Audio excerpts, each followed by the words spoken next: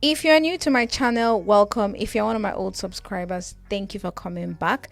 Today I'm actually going to show you guys how I drafted the pattern for this lovely structured backpack, and this is what it's going to look like by the end of this video. So we need to actually achieve this, but before we go into the main gist of the day, I have been unavailable for a while because I actually went to acting school.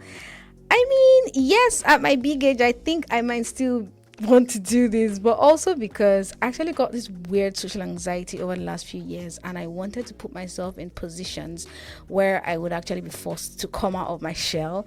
And it was a marvelous experience. I loved it. We recommend it for anyone. Actually got a certificate. So weird.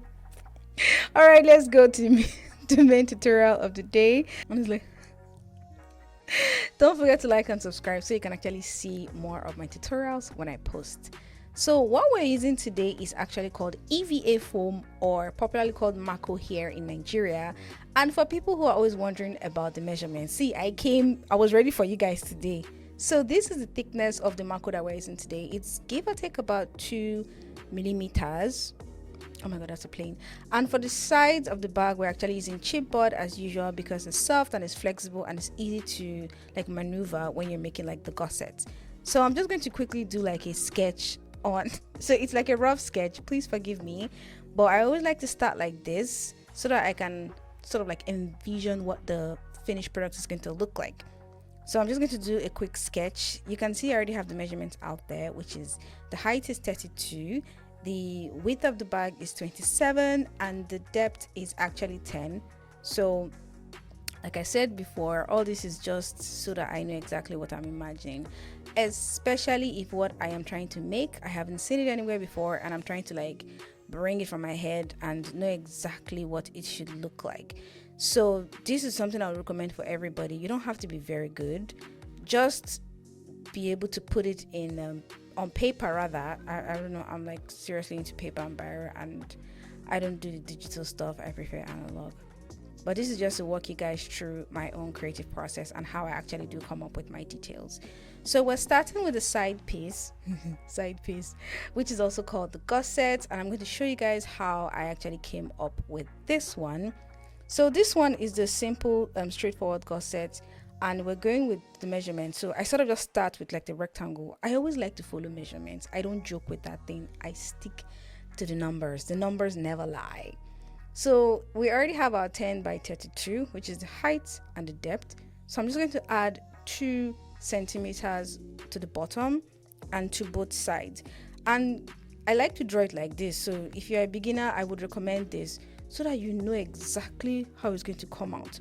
So the height of the bag is already 32 centimeter. I work with centimeter. So when you now add that 2 centimeter at the bottom, you're now going to have 34.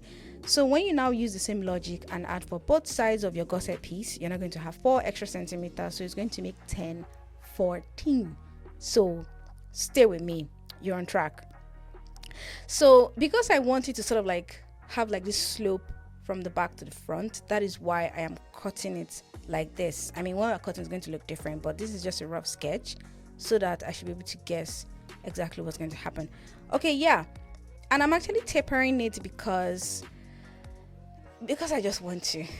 And I don't know, I feel it's going to look a little better when you don't have that deep scoop at the sides. If you make structured bags, you know what I'm talking about. So when you taper your piece like to the upper part, when you taper it a bit, you're actually going to remove a little of that like scoop that comes in the sides. I wish I could even I wish I took out more safe. I don't know why I didn't take out more, but instead, so what I did is the extra 2 centimeter on either side, I sort of just halved it into one, and from that midpoint, then I just like cut it out like a triangle. So we're going to cut out the 2 sides at the bottom, obviously, and to get that scoop, I sort of just moved my hand like I think 5 centimeter downwards, and I just used my hand to do a free sketch. I trusted myself too much for this. If you know you can't do it with your hand, you can just sort of like trace like something circular so you can get that scoop at the top of the bag. If you don't want to, you can actually just go on to your next stage. This is just for aesthetics because I didn't want it to be too boxy on top, so I wanted it to like slope forward, so it should be like one smooth flap. So here I actually divided our 2 centimeter allowance into 1, and I had to use my hand to join it again because these lines are not straight, so you have to follow the curve you already started. You can't just use your ruler, if not it's going to be like diagonal. So I wanted it to like scoop downwards. So here I'm just going to quickly share our 2 cm into 1. I hope you guys are following me because I don't want anybody to be lost. And I'm doing it for just one side because obviously I'm just going to like trace this on the next piece. So you have to focus first on making one very, very accurate. Then you can trace that one to reflect the other side of the bag. And I'm doing this first. I don't think I mentioned this already. I'm doing this first because I actually want to use this to determine the length of our main piece.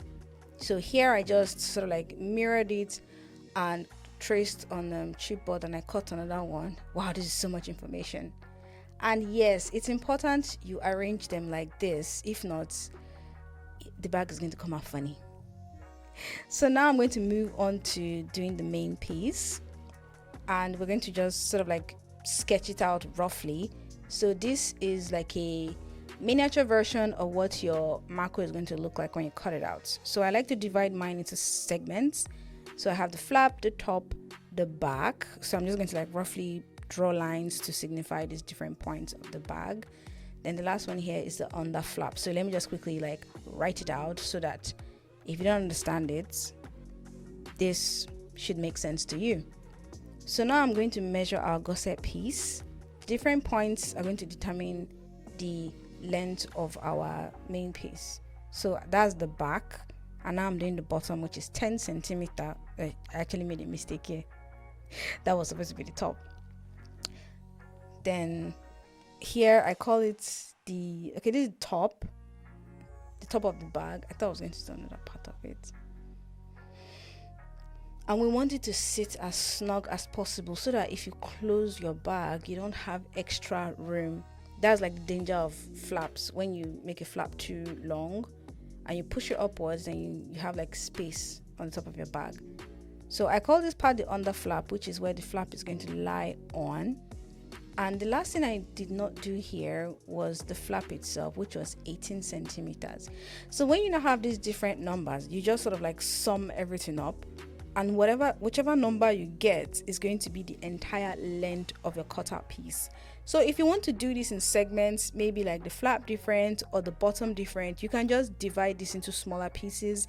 You can still follow this method, it would work, but I just wanted mine to be one clean cut because I knew I was going to like do some extra things on my bag, so I wanted it to be neat. So I wanted the entire piece to just be one long one. So here I'm just going to lay out my macro, and literally what I did on paper, I am going to trace it out. Oh my god, that's a lot of talk. On the macro piece, and you have to make sure your numbers are exact, because if you miss even 1 centimeter, your bag is not going to come out well. It's not going to be balanced at all. So I'm just going to quickly do this. Like, I think I skipped all this part. So when you do this, and this is a personal, I don't know if people do this, I always like to leave those lines so they're like my guides, to be like, okay, from here to here is the bottom, from here to here is the top. I'm just like that. It's a personal preference, is what I like.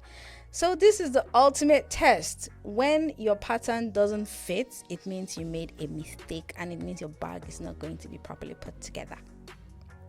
So this is the thing, like you should be able to build the bag with just paper, even if this wasn't like a pattern, even though I'm going to use this for the bag itself. But even if this was just like papers that I was using to like form a pattern for like another bag, it should still be able to sit flush against each other perfect, because if it doesn't, your bag is not going to come out well. So that's the end of part 1, and hopefully you guys are able to get the gist of how I made this. If you made structured bags before, this should be very, very, very easy for you. The extra centering is in the second part, where we actually do like the quilting, and we had like extra like French stitchings and all, and the colors on the denim and every other thing. But this is the foundation of your project, and it has to come out well, and if it doesn't, the bag doesn't come out well. So I'll see you in part 2.